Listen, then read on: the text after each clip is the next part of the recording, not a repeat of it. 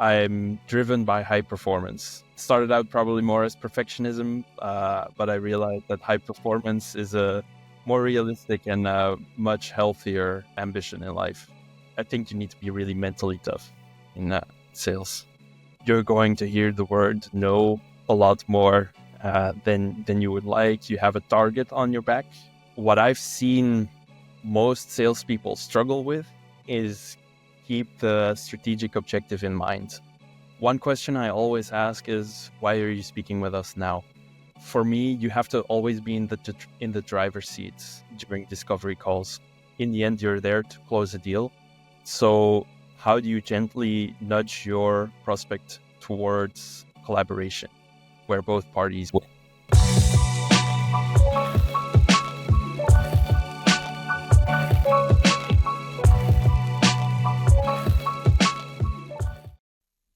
Hello, I'm Tolu, also known as the Podfather, and I host What Makes You Tick.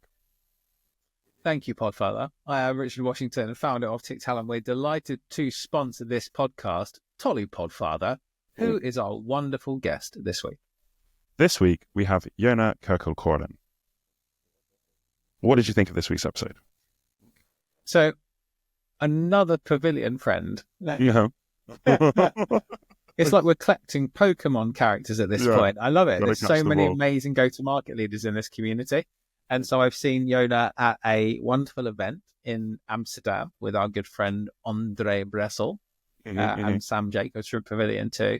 And we've had a wonderful catch-up. And I love people who are brave enough to work in early-stage businesses. And he's the CRO of a 10-person company that's going to be doubling this year. It's really exciting. And I think that someone who's come from a marketing background, who really thinks in ICP, thinks in personas, takes that whole buyer journey through to the sales process, just has that joined up view that most businesses don't have. And it's such a problem in most businesses that marketing and sales don't talk to each other and you get those silos. This is how you build a great, a world-class CRO, is you have exposure to both those things. So I think that not only is a very practical thinker who's going to offer a load of really useful advice to people to help them grow their businesses, but you're going to hear firsthand the journey of someone building something from the ground up with ambitious goals. So I think there's so much to learn. From your perspective, Tolu, what did you enjoy about the conversation? I actually have nothing more to add. You covered that very, very well. It was really good conversation, really good practical tips. So yeah, I don't have any more to add than that. Yeah. So without further ado, let's roll the VT.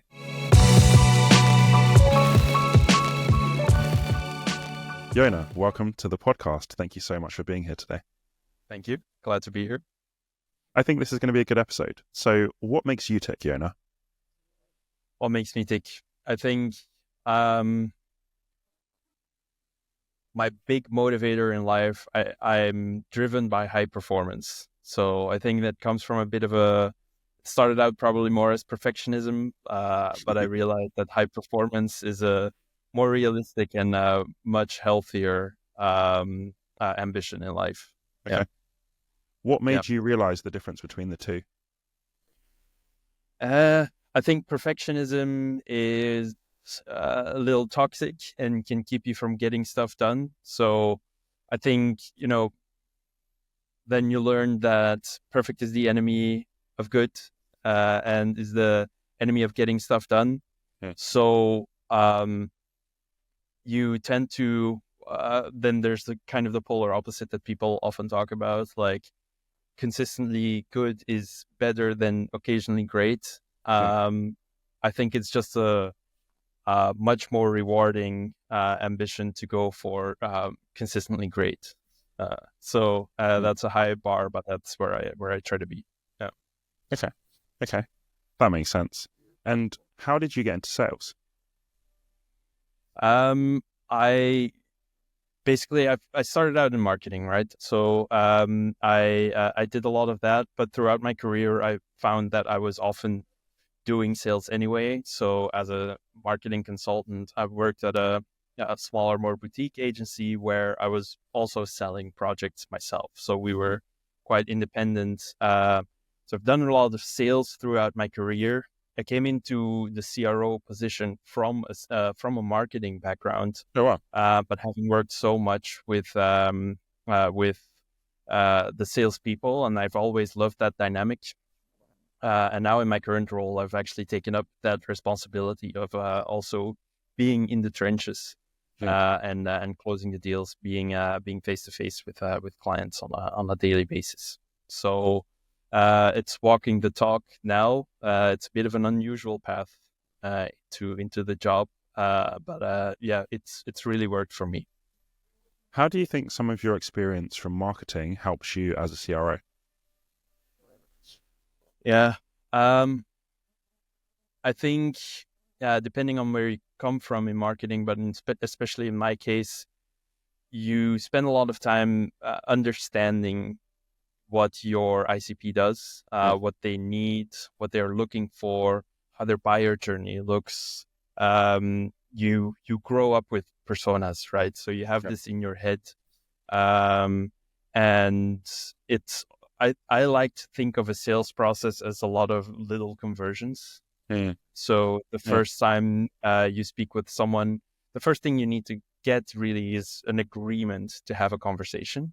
So I think of it as these little micro conversions. Every time I get to a next stage, I think I always have this kind of funnel in my head, and at the same time, it's this human component of sales. So I think the engineering kind of mindset from marketing that I can bring into sales, and it also helps me aligning marketing with sales because I know both sides. And what were some of the things that you had to learn that you didn't know before when you moved into sales? I think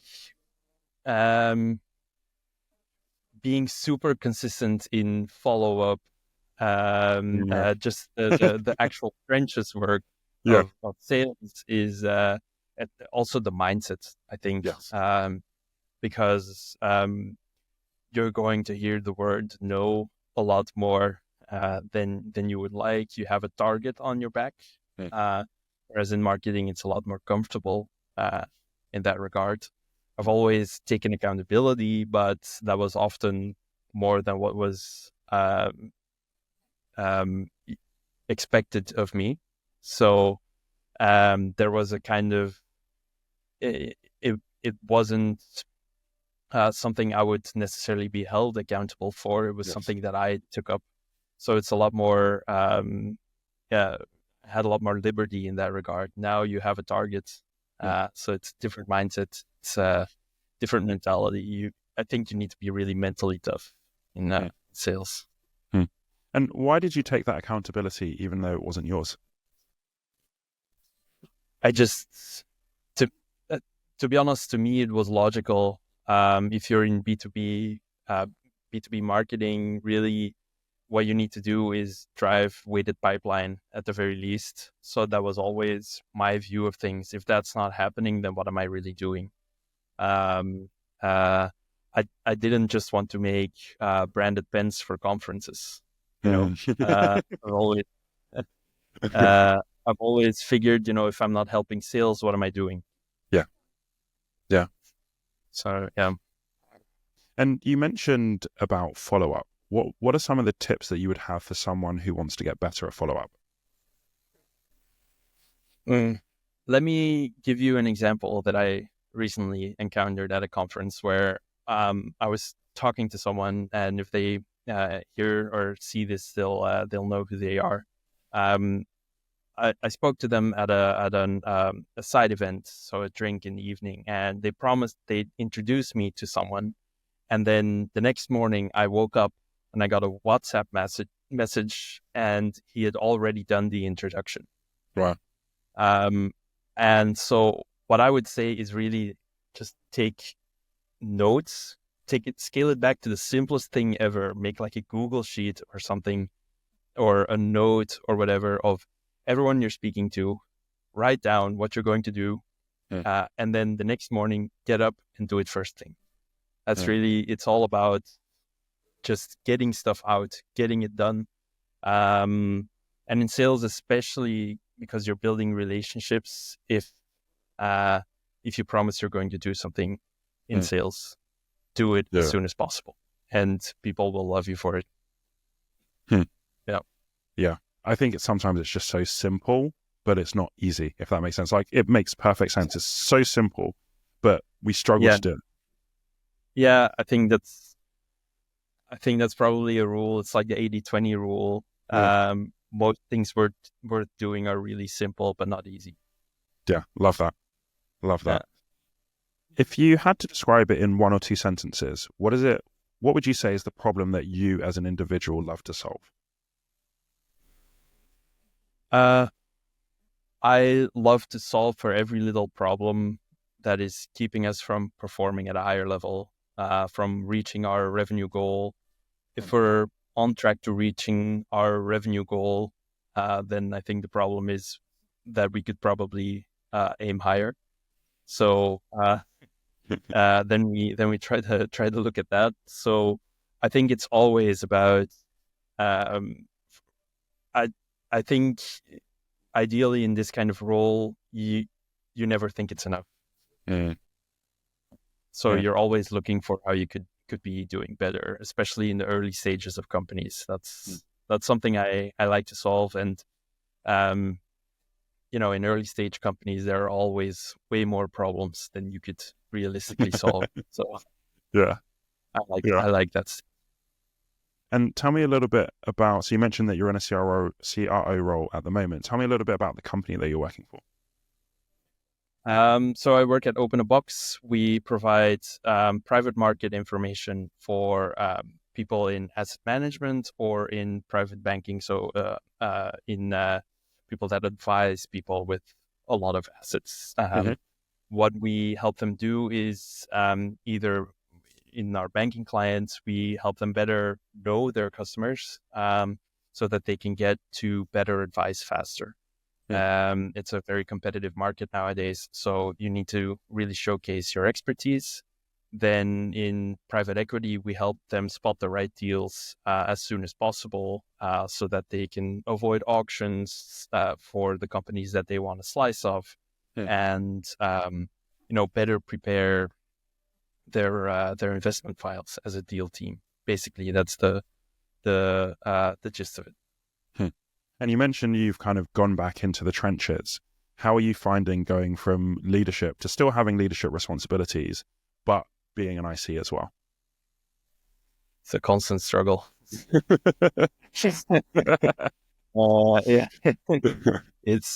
It's really painful,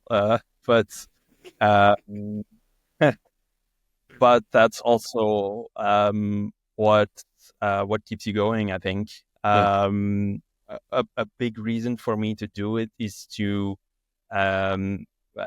make sure I have authority in the team as well, and show them that I am right there with them. I think at this stage of a company, that's super important. And as a leader, I really believe in supporting, taking part, doing the hard stuff. I've had weeks where I was handling customer support tickets. So I think it's important to do the job that's needed and then set up processes and everything. And then, if someone takes a holiday or whatever, I'm not above helping out in any kind of sense. I think that's super important, or at least that's my style of working with a team. And when did you start leading people in your career? I think I've at times, I've been freelance as well. So there are some moves where I was leading and coaching people, and then in 50% of my activity, maybe I was more of an IC doing more of the early stage work.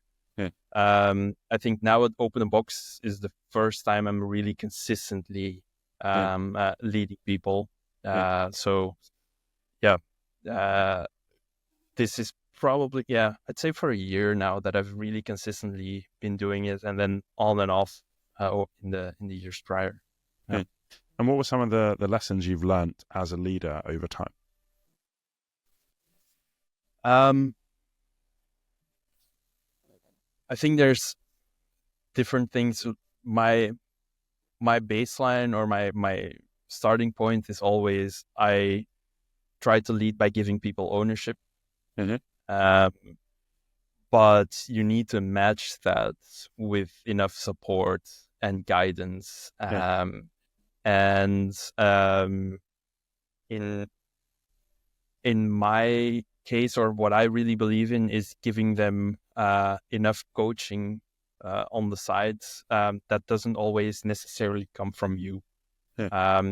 Really, if you believe in someone and you believe in them really executing a role and you can see how they might grow, make sure that they have the resources, especially in early stage companies, because I've been that person also where, there's so much work.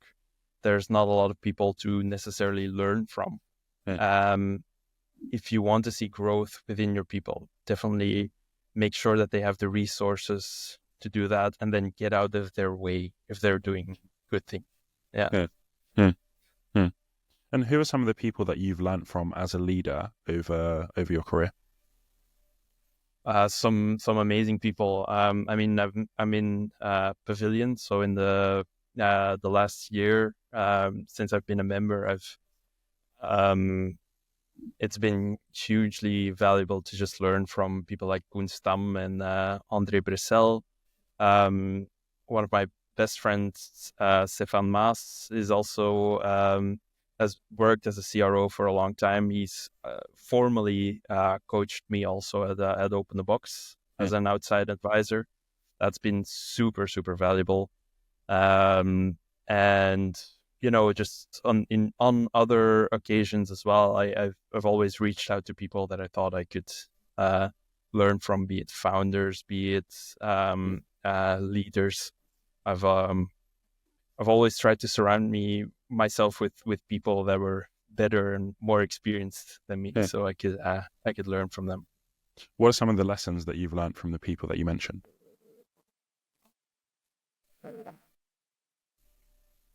I've learned about myself that I could probably be more patient Okay. at times. That's also from my current leader at Open the Box. I think because I have high standards, I sometimes have overly high expectations. Yeah. I've learned to properly prepare. I think now my level of prep work and everything is really good. But a few years ago, when I was working at Growforce and Amaury came in at Growforce, he really taught me how to properly plan for a week, because my amount of clients was growing, my amount of responsibility for the clients was growing, and I had it all in my head. And that, at certain points that that system doesn't scale well. Yeah. So he spent a lot of time with me correcting that, and still very grateful for that. Can you give me some practical advice on what you were just talking about with the planning? So the planning and the prep, what does that look like practically for you now? I mean, I think it needs to work around like, what kind of tool are you going to use to begin with, like your schedule. I've really upskilled myself in working with Notion. So that's a really powerful thing for me. I have my calendar is 100% up to date at all times. My work calendar. That's super important, so that anyone can schedule a meeting with me at any point, and my calendar will be correct. So sometimes people message me like, "Hey, is your calendar up to date? Because I'd like to book this meeting." And I'm like, "You'd never have to ask me that again, because that's a waste of your time." I use Superhuman to get to inbox zero on a daily basis. What's that? Stuff like that. It's an email client. It's something that you pay extra for. It works on top of your on top of your Microsoft Outlook or on top of your Gmail, and it really incentivizes you to get to inbox zero every day. And it has all of these nifty little shortcuts. It makes it just so much easier to actually get through your email. It sort of segments all of your emails and stuff so that I know, okay, this is something that I actually need to reply to right away. This is something I'll get to tomorrow. This is something remind me in a few hours, or even remind me in a month. So it gets to that level of detail. And that was one pitfall of mine, is like I would overlook emails. So, I mean, I think what I've learned is learn what your own pitfalls are and how you can solve just them. basically mitigate. Okay. Yeah, that's makes been sense. hugely important for me. And so that's kind of like your admin. And so what kind of prep do you do in terms of clients as well? In terms of clients, so one thing I'll always do is, especially because now we're really reaching out to private equity funds and really working with those, and then expanding into that market, I really want to understand who they are as a fund. So that starts with the website. It's basic stuff. I don't think it's necessarily that different, but I want to know what the fund is like, what their strategy is, so I can make some assumptions. I think our clients are a little harder to win initial trust with, a little harder to earn their attention. And so I really want to showcase that I understand what they're doing and how we might be a fit. And then I want to know, obviously, also what their own background is. Who is the person going to be in the call? And then, it's prep, but it's also the quick follow-up. So we have an AI tool that records the call, basically does our spiced framework analysis already largely for me, and gives me a follow-up email that I can send afterwards that is already like 80% ready to send. So I edit that a little bit. And then, that really helps to do it with a small team and very efficiently. And you mentioned Pavilion earlier. So for those who don't know, can you tell them a little bit about Pavilion and the part that you play in it as well? Yeah. So Pavilion is a global network of B2B SaaS revenue leaders. So marketing, sales, customer success, a little bit of product.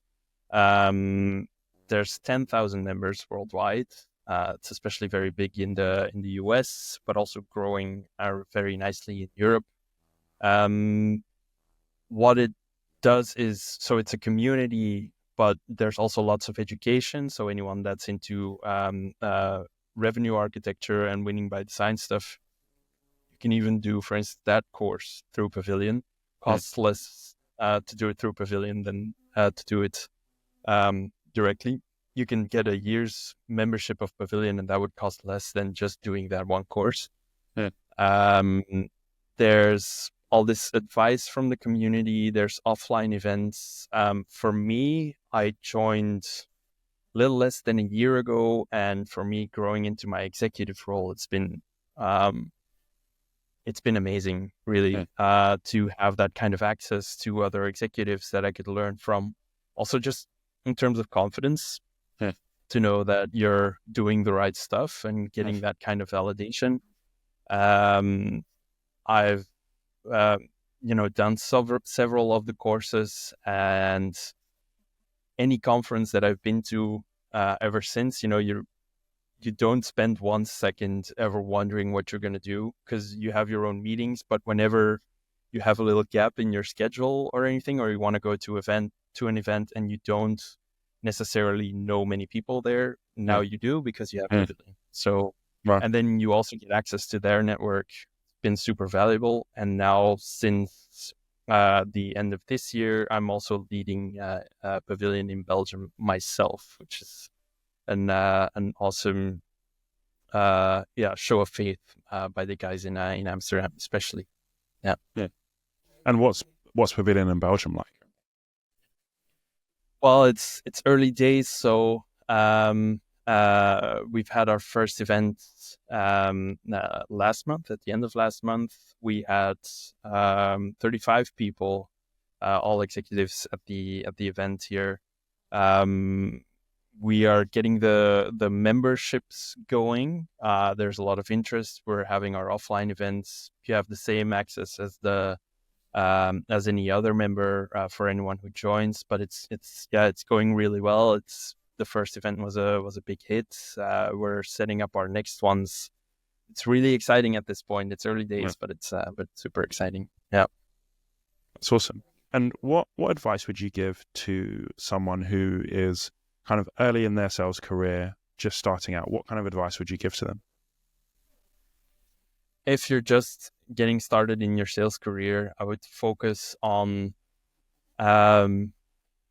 building rapport with clients and really trying to help them. I would look at if you're interested in really understanding more of the sales process and how SaaS sales works, buy Revenue Architecture, the book, get a Pavilion Associates membership. I'm in the executive membership, but there are several tiers. That's a total game changer, I think. And honestly, I think the best thing is just make sure you're on as many calls as possible. Go to all the events. Just go hard. Get yourself totally drenched in knowledge and experience. I think that's the best thing you can do. And what have you found effective with building rapport with clients? So that was one of your top tips. What practically can people do to build rapport well? I mean, there's small things that you can do, and that still, basically, if you're early in your sales career, it's amazingly simple. Again, and to be fair, I think this one is also easy. Just check out their LinkedIn. Actually do that. It sounds so obvious, but you'd be amazed how many young salespeople don't do that. Check out the LinkedIn. Check out who you're speaking with. Where do they live? So that you don't necessarily spend the first 5 minutes asking those questions that you could have found out in 1 minute before the call. If you can then instead ask a question about, hey, I saw you live there. I heard it's nice weather this time of year. That's a much better conversation to have. Anytime you can actually connect on something, that's so much better. Do you see anything they posted about? Do you think, stupid example, but I've built rapport with people over both being Manchester United fans. Just, Yeah. I mean, I think if you can get the conversation in any kind of direction like that, that's awesome. I think when I meet someone from Newcastle, I'll ask them, so are you a Newcastle fan? Turns out they're a Brighton fan, and apparently they're traveling across the country every weekend to go see Brighton. That's crazy. But now I know that, That's and he crazy, goes there with his kids. And suddenly you're talking about their kids and their hobbies and all of these things. So if you can get that kind of stuff going, you're way ahead of the rest.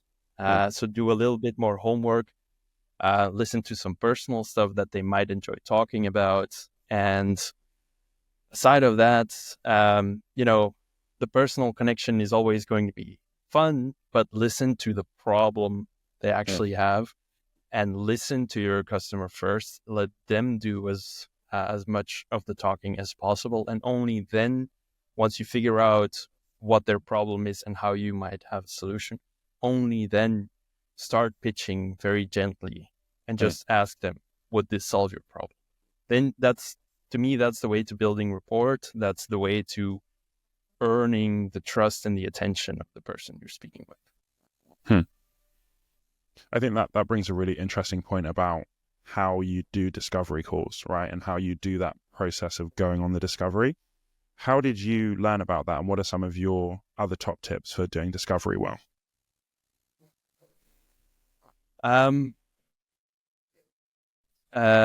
What I just said about rapport and everything like that is for me, you have to always be in the driver's seat during discovery calls. So the ideal balance is building reports, finding out information from your prospect without letting them feel like it's a questionnaire or a step that they are being pushed through.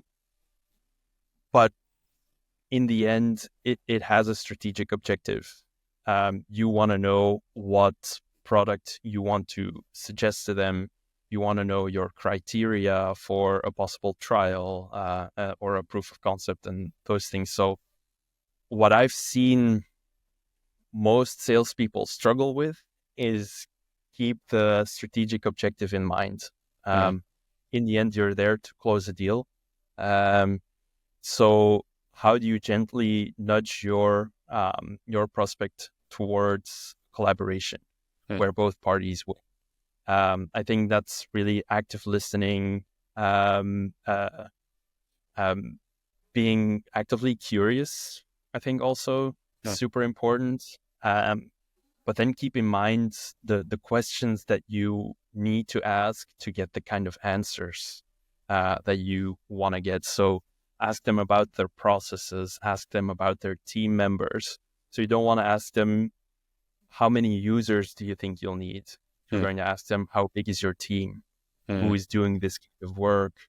And then make sure, you have these little questions in between, like, wow, it sounds challenging to do this with a team of 3 members. You're going to get some report, but again, you're talking about the subject. You're not, it's not spiraling, it's not ballooning into something crazy. You stay on subject.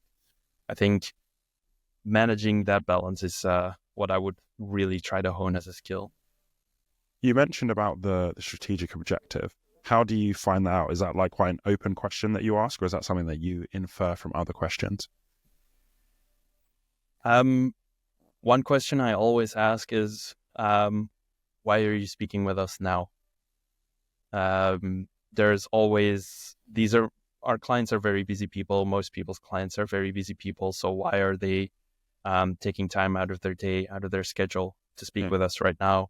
Do they have a problem now? Do they have a question from the CFO? Do they have the budget coming up? Sometimes we find out that way that our competitor has just changed their pricing. So, I mean, that's interesting information for us, but the most important part is like, what is your critical event at this point? If there is none, we know that the sales process is going to be a lot different. Maybe they're talking to us because they need another proposal to show to the CFO. And they've already made up their mind about working with someone else.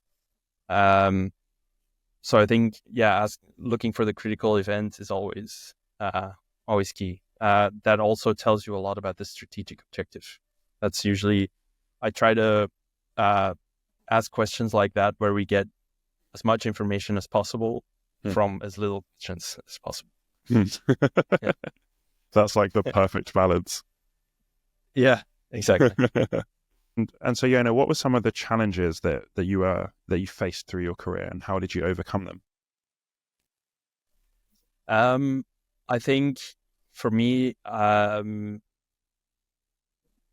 of the challenges that I've grappled with is I'm more of a generalist than a specialist. Was the case in marketing, and now the same as well. So I think you really need to figure out how you make that work. So it was, for me, I think largely my career was defined by how do I find a place that maximizes that values my positive traits and where my negative traits are mitigated. So I think of a little bit as like a football team. I don't know if you read The Athletic or stuff, but you have like these spider webs of like, where are you really good at and where are you less good? So you need people or circumstances that can make you shine. And I think B2B SaaS is where I really found that, because I've been in B2C, I've been in corporate, I've been in startups, and I feel like in startups, I don't like it when processes take very long time. I don't like it when we spend too much time on politics. I think now at Open the Box, we have a nice combination where we are an organization that has enough backing to do things well without a constant fear of running just basically out of cash flow. And on the other hand, we don't have too much politics going on that are slowing us down. So that's a nice place for me. I think it's different for everyone, but yeah, that's finding the right environment was a big one for me. Yeah, that makes sense. And I think finding that cultural fit and kind of organizational stage as well is really, really important for whatever stage in your career that you're at. You need something that matches where you want to be going. Absolutely. And for me personally, I think, if you can handle some uncertainty and chaos, the learning advantages or the speed of learning at a startup are a huge reason to go for that. So if that's something that doesn't sound too uncomfortable, I would advise anyone to abuse that. Yeah, I couldn't agree more. So just as we finish, we're going to do our tech fire question round. Are you ready? Yes. So the first one is, if you were going to start your own podcast, who would be your first guest? So I'm going to aim high. I would say the first person I would want to talk to is Chris Walker. Okay, who's that? B2B marketing guru. So big name, but I'd love to run some stuff by him on the record. Okay. That's cool. If you could talk to the younger version of yourself, what would you say? Probably cliche, but he'll be fine.